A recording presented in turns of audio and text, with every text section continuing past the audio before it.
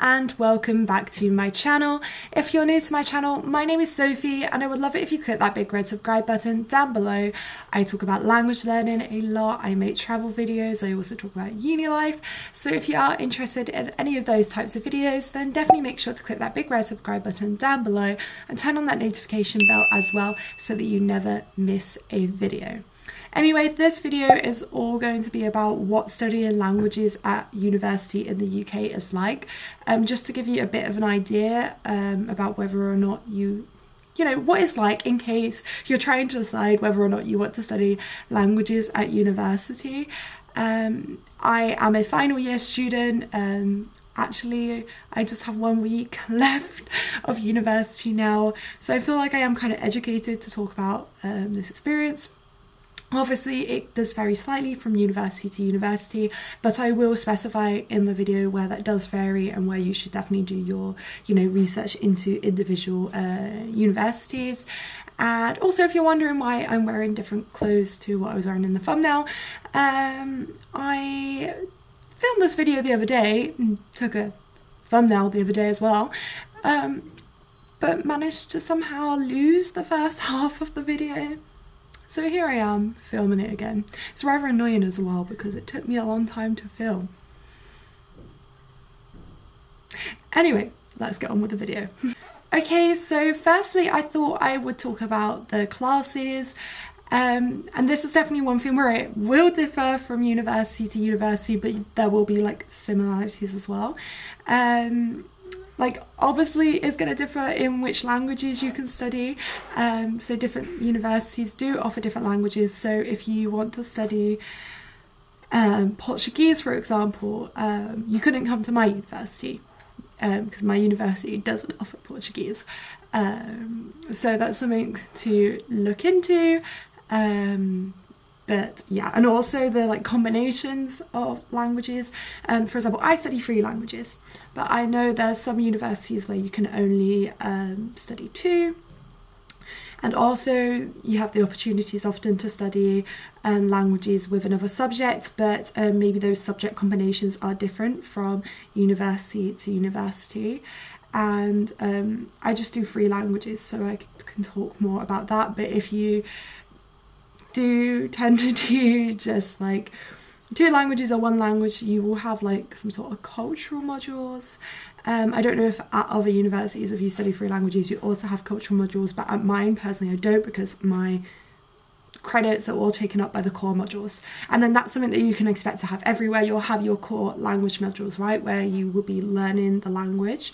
Maybe you'll have a grammar class or some sort of conversation class, and you'll really be learning the language and learning about how the language works and how to use it. And then you'll have other classes, your cultural modules, which may be about learning about the culture, well, obviously learning about the culture. It could be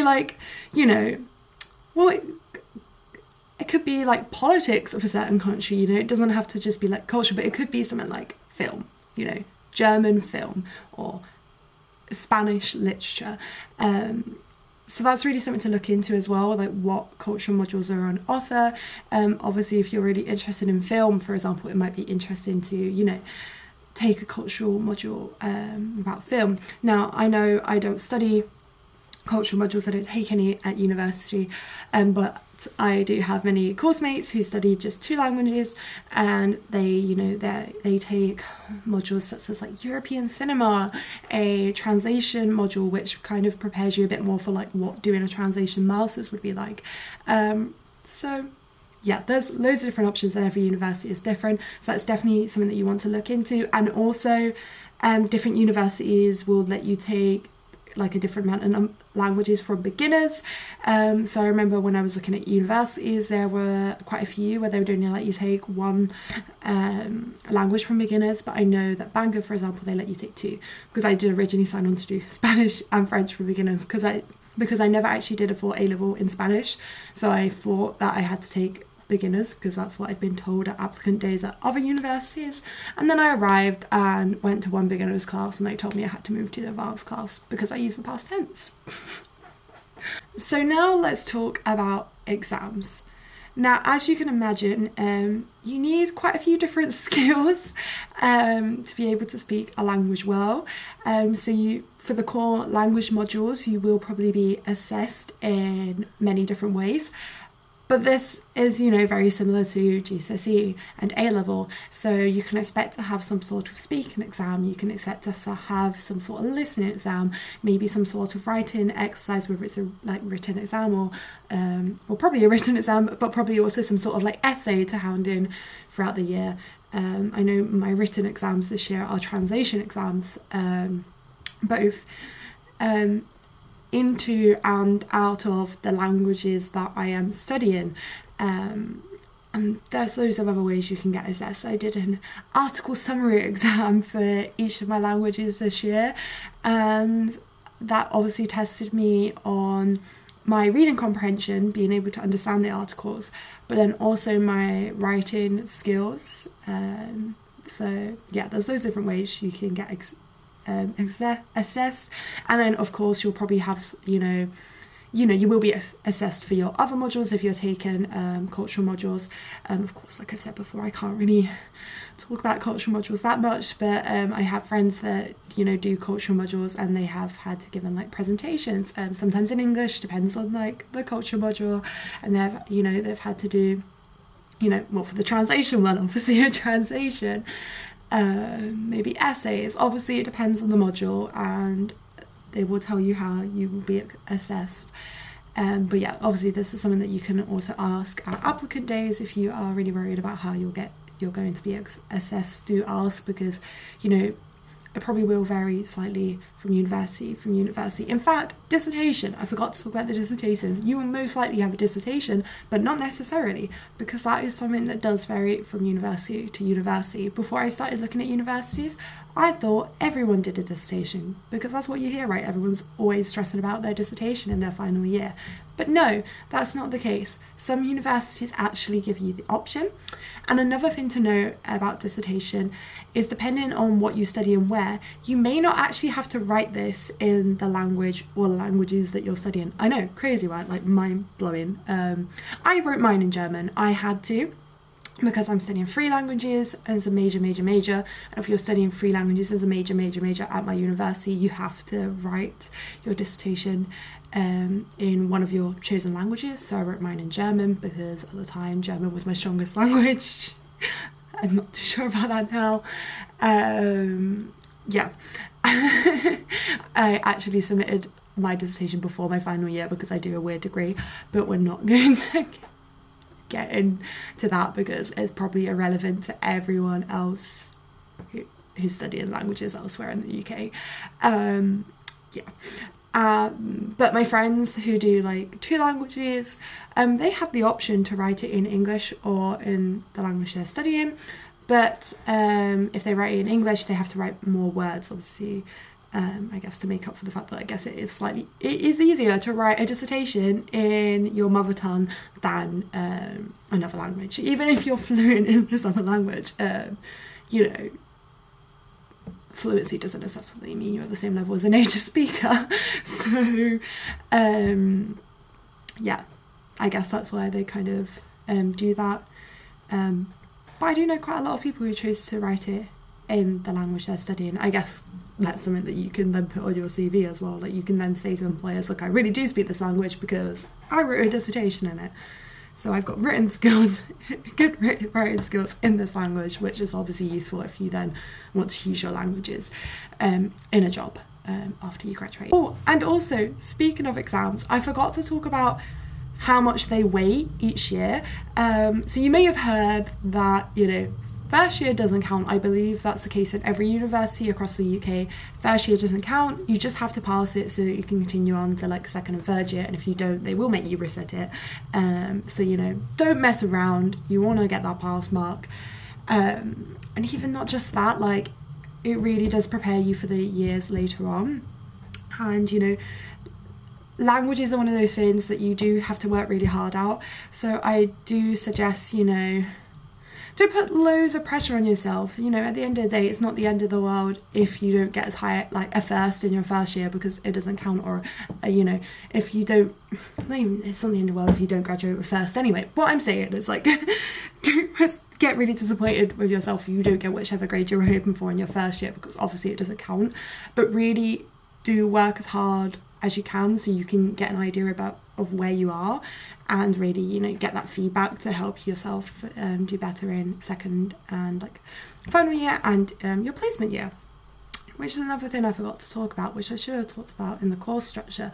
But most years, I'm pretty sure pretty much all universities in the UK have this kind of study abroad year, and the intention of that is you go away in your third year and you either study or you teach English or you find a work placement abroad, and you know, you practice your languages, and the point is that you're meant to come back ready for final year, which is the year that counts the most, feeling much more fluent in the language or the languages that you're studying.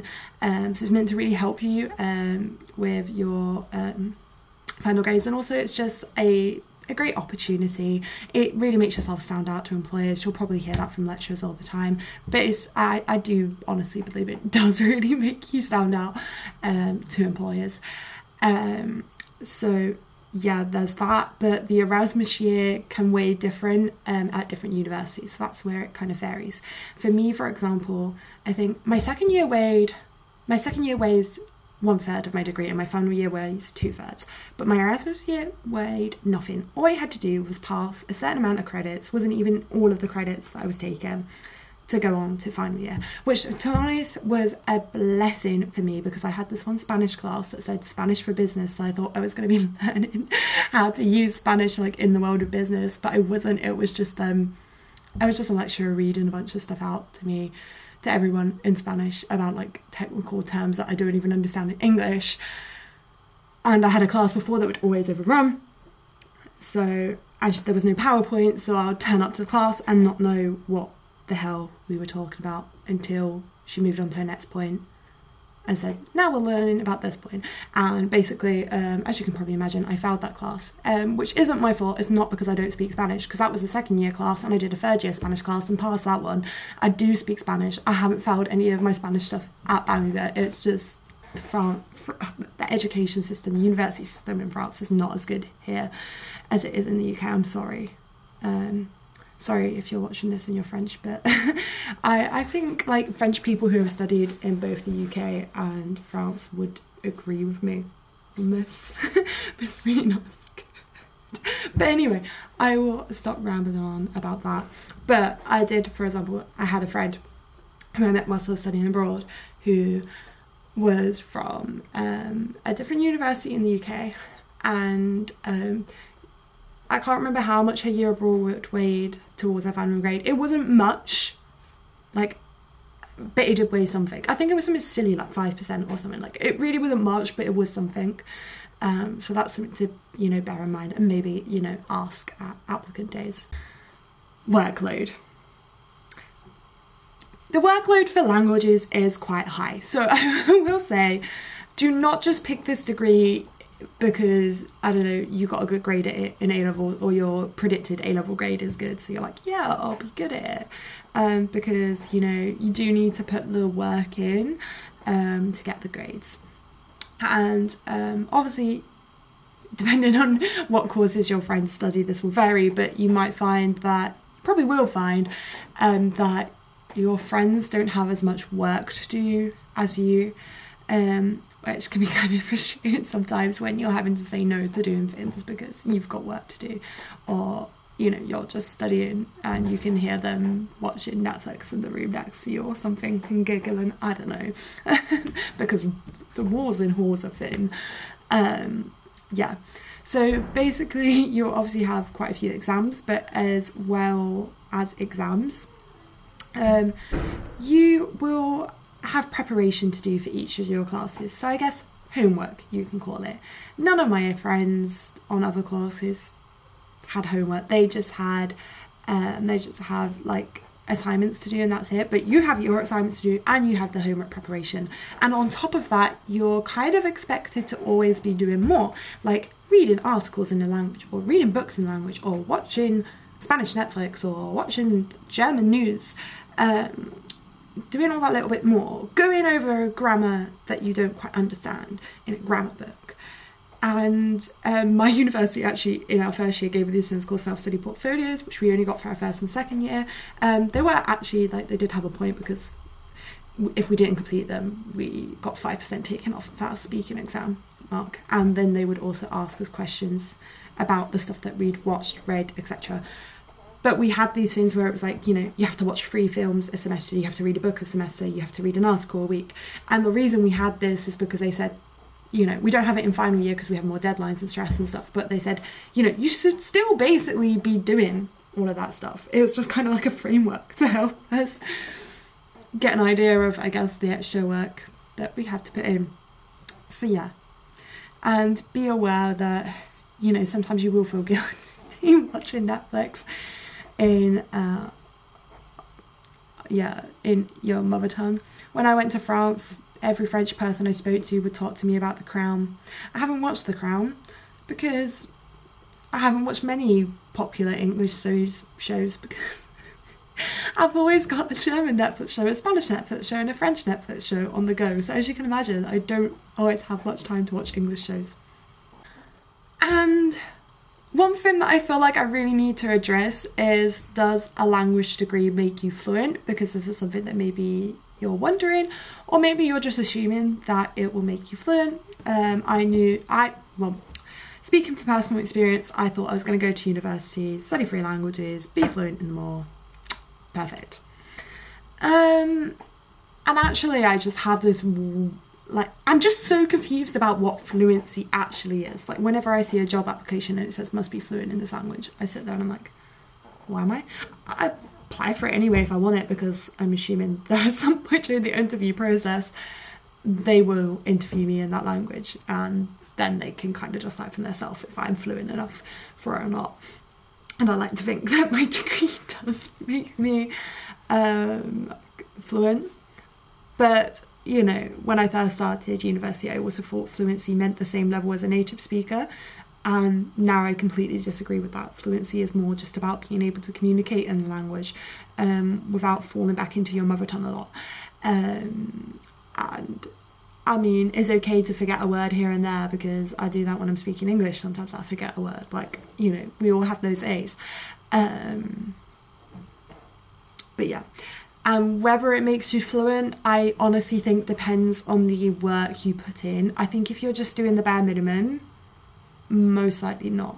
Unless you happen to just have like loads of friends who speak that language and you're speaking to them in that language, but then you're not really doing the bare minimum, are you, if you're actively speaking to people in that language? I would say it's all about immersing yourself in the language, and it's also like quite dependent on your year abroad, because I know so many people who say they felt fluent after they came, they didn't consider themselves fluent until after they went on their year abroad, which is a thing that really does annoy me, because my year abroad was greatly affected by the pandemic. So I only got to go to France, which is why I do question sometimes whether I'm fluent in German and Spanish. But I can quite confidently speak Spanish, and German I can quite confidently speak, but my confidence level is not the same level it was once I came back from au pairing. But I know that if I just got on a flight to Germany, I would actually speak German to people, and then after like not even a week of being there, I'll feel more confident. I think my level of like German confidence has dropped just because I struggled to find people to speak German with. I'm even on the language learning app for finding people to speak to, and I can always find Spanish people to speak to, always find French people to speak to, but the one language I struggle to find people to speak to is German, which makes it really hard to progress in the language, but it is what it is. So finally, I want to talk about what you can do afterwards. I'm sure this is something that you have all been wondering about, or maybe you're thinking, oh, I really like languages, but I don't want to study at university because I don't want to be a translator or interpreter. I don't want to work abroad, and I don't want to be a language teacher. those are obviously the traditional routes that people think of going down, and there's nothing wrong with those careers. Obviously, if you want to be a teacher, language teacher, be a language teacher. If you want to be a translator or an interpreter, there's loads of work out there. And like, even like translating, like, think of all those subtitles for Netflix, like there's work out there. And if you want to go live abroad, obviously it really, really does help to speak the language. And you know, there's loads of people that go out there to learn the language, but if you've already learnt it, fine, you're sorted. And you can teach English abroad as well, rather than just teaching languages in the UK. But I want to say there is so much more than this that you can do. So as you can imagine, there are quite a lot of companies who are quite global, and they sometimes need people to fill specific roles who speak languages. Now these can be any sorts of roles, you know, your typical roles. They tend to be typical roles that you can do without speaking languages, but you know, for this specific company, they are looking for someone who speaks a language, and sometimes you can get paid more because you speak the language, you know. So it could be like, for example, I've seen on LinkedIn, German speaking recruitment consultant. Obviously a lot of recruitment companies maybe work with clients out in Germany, so you're there to like communicate with them in German. I've seen companies such as ASOS and TripAdvisor and Lego looking for like people who speak French, German, Spanish, like to do customer care. I've seen, you know, data analysis looking for people that speak Italian. Like, honestly, just any kind of roles you think of,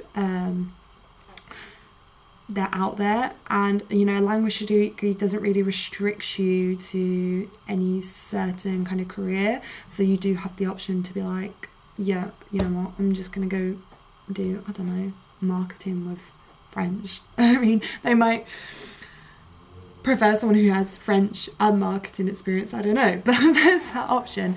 Which, speaking of which, this is where, you know, you can really specialize yourself if you do a subject with another language, which I highly do recommend if you're unsure about what you want to study. Because say, for example, you really enjoyed you really think you're enjoying marketing, but you also really like French. I literally saw a job posted the other day that said marketing brackets French speaking. There was a marketing job, but they wanted a French language speaker. So imagine you'd be like perfect for that role. And then on your study abroad year, you can even see if you can find like a work placement in like a marketing firm, and then you're practicing your French, improving your French, and getting work experience to put on your CV for after you finish uni. Like, and you know, there's so many things you can do. And obviously you can go on and do masters afterwards. I will say, if you want to become a translator, you most likely will need to do a master's. That's what I've been hearing from all the staff, do a master's. And that was initially my plan when I came to university, was study for 4 years and then do a master's in translation. But now I just want to work, earn some money, gain some experience. Maybe I'll go on and do a translation master's later on in life. But at the moment I just want to work, you know, and I think I'll kind of like a job where I'm communicating with people, not freelancing, sitting at home, translating a bunch of texts. Might change my mind once I get experience, but you don't know until you get experience, do you? So, yeah. Hello again. Please excuse the fact that I am in my pyjamas and dressing gown. I was editing this video, as I do most of my editing in the evening, so in my pyjamas. The reality of maintaining a YouTube channel whilst you're at university is you spend a lot of time editing in the evenings. But anyway, I'm basically filming this clip because I realised I never actually answered the initial question of whether or not you should study languages at university. And I haven't really touched upon the fact that it's not the only route you need to go down to learn languages. Many people learn languages without going to university. It is very much possible. When I was an au pair in Germany, for example, just in my first 2 months there, I did an intensive B1 course, and I did there. It was an official B1 exam, but it was like the official exams that the school just did at the end of each course to basically see if you could move up to the next class, I guess. And I can't remember how high it was, but it was like 80 something% that I got. So basically I'd gone up from level B1 to level, you know, B2 in a month, and then when I went on to a new language school, because I changed host families, I then joined a B2 class, and I felt like I was level B2 by the time I came back from being in Germany. And level B2 is the level that many that you need for many jobs in Germany and for many universities, but for some universities I think you need level C1, I'm not entirely sure. But yeah, so the fact that, you know, that just highlights there are other ways to learn languages, obviously going abroad as one, but I would really suggest doing a language degree if you want to do a degree anyway, or if you want to, you know, go down one of those routes that you can typically go down with a language degree, like doing translation, for example. But yeah, lots of jobs these days do require you to have a degree, and languages is one of those ones where, you know, you get a lot of transferable skills, so you're not really restricted to one career path afterwards. So if you're not entirely sure what you want to do when you start university, you've got 4 years to kind of figure it out and learn languages in the process.